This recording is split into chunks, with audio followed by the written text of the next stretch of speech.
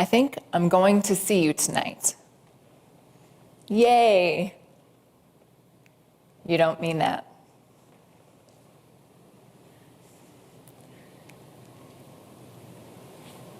Those are the words of the defendant, James Addie, to Molly Watson,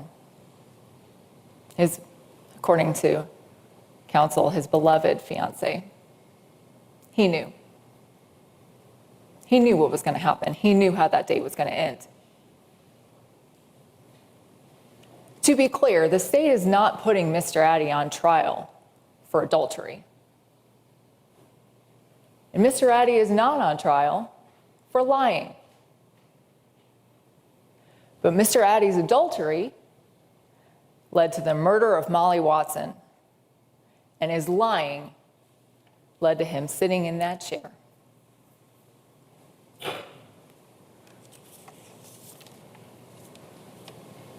I want to address how truthful counsel said Mr. Addie was, specifically to law enforcement. He was cooperative. Correction, he appeared cooperative. What he is used to doing, keeping up appearances of being someone that he is not. He lied to the police about where he was. He lied to the police about what time he came home. He did not tell the police that the fact that she called him was a return call from when he called her. He lied to the police about what clothing he was wearing, and counsel referred to the fact that that was not in evidence, but we must have missed that Melanie told us that those clothes were wrong, and that is why the police did not take them.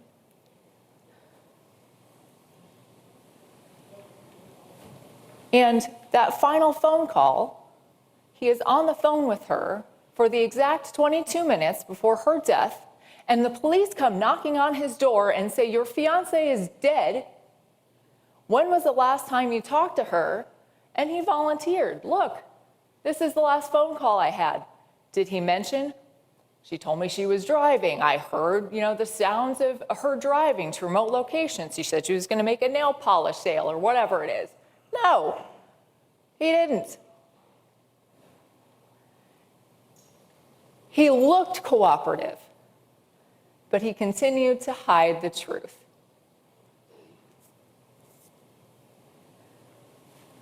The T-shirt is interesting because what we are to believe is that the defendant is the unluckiest man in the world, that just coincidentally, he gave his beloved fiancée a messed up T-shirt that his daughter had made that appeared unworn to lab technicians, and that the real killer took the T-shirt out of her car at the scene, cleaned up her blood, and threw it away.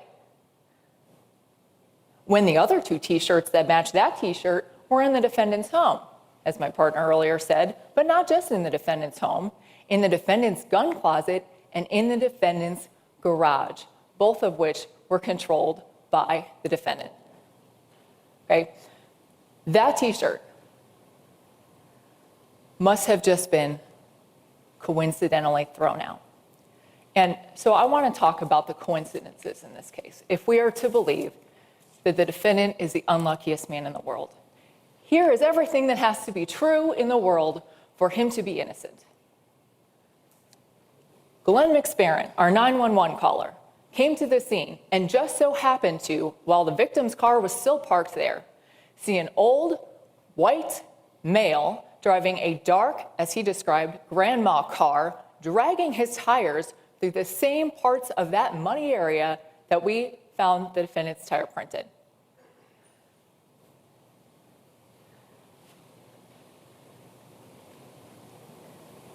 The victim's cell phone was thrown into a ditch or an embankment on the way from the crime scene to the defendant's house.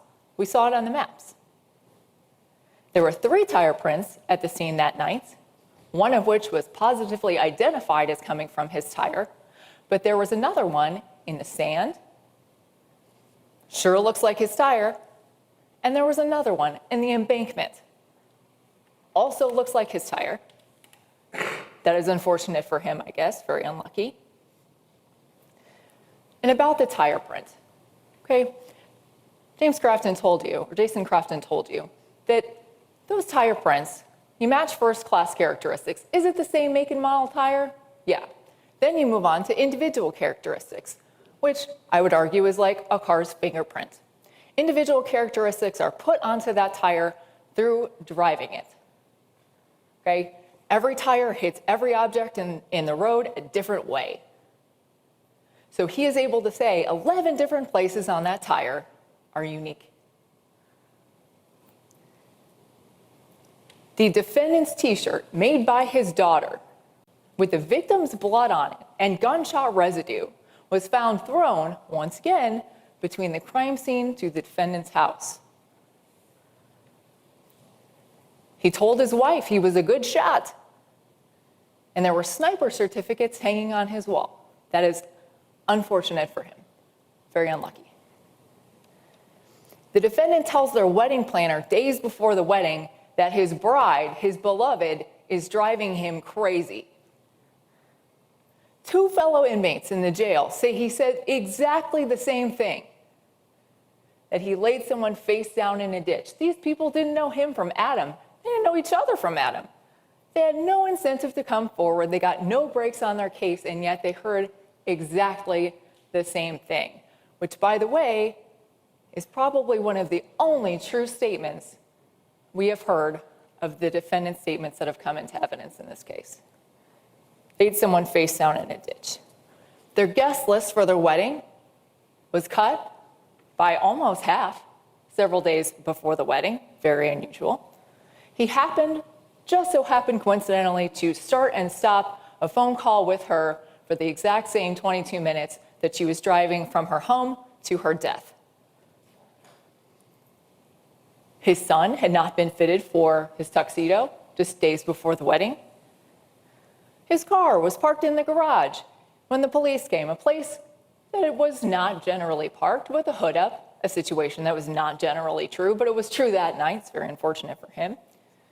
The car was covered in dust, but not just covered in dust with scrapes along the right side of it, the side that would be scraping against the embankment. Not just because he lived on a dusty road, but because he was running his tires back and forth against that embankment because he panicked, because he saw Glenn McSparron, someone he did not count on seeing that night. And his fiance is searching for his wife's obituary the day before she ends up dead. There's gunshot residue in his car. He's texting her, "I think I'm going to see you tonight." And she says, "Yay." And he says, "You don't mean that." Coincidence? He sends text messages to himself earlier that evening, trying to psych himself up for something, obviously.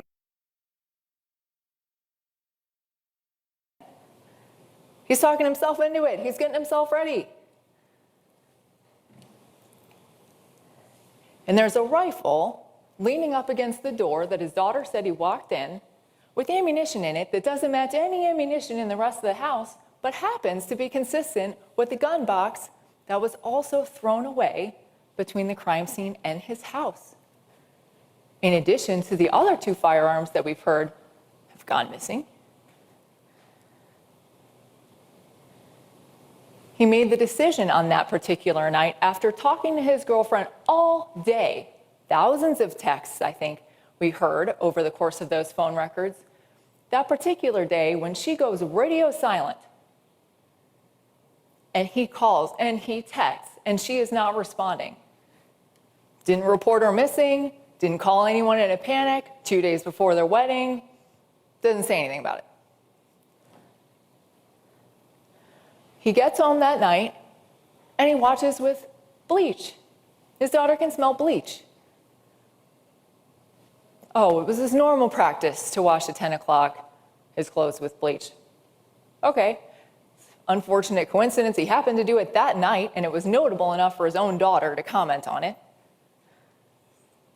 And he bathed. Again, that was normal for him, but very unfortunate he chose to do it this particular night. And of course, the most unfortunate coincidence of all is that his own daughter busted his alibi.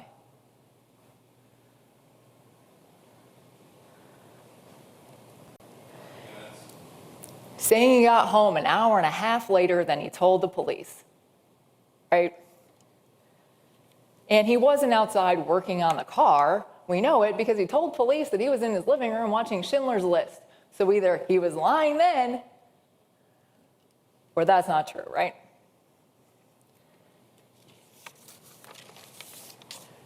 That is a lot of coincidences. And I don't even have to tell you to connect the dots because they're basically touching. Come on. And counsel said, there is no reasonable doubt. If you listen to all of those coincidences back to back, there is no reasonable doubt. No reasonable person. Use your common sense and logic, folks. No reasonable person can hear all of that and think that this man is innocent. That is not a reasonable doubt, folks. I want to leave you with State's Exhibit 106. A card from James to Molly. Yesterday's love is a sweet memory. Today's love is happiness unfolding. Tomorrow's love is a promise of beautiful dreams come true. James Addie was full of promises. But for Molly Watson, it was her death and not her dreams that came true. There were no tomorrows for Molly Watson because she is the life he did not choose. Thank you.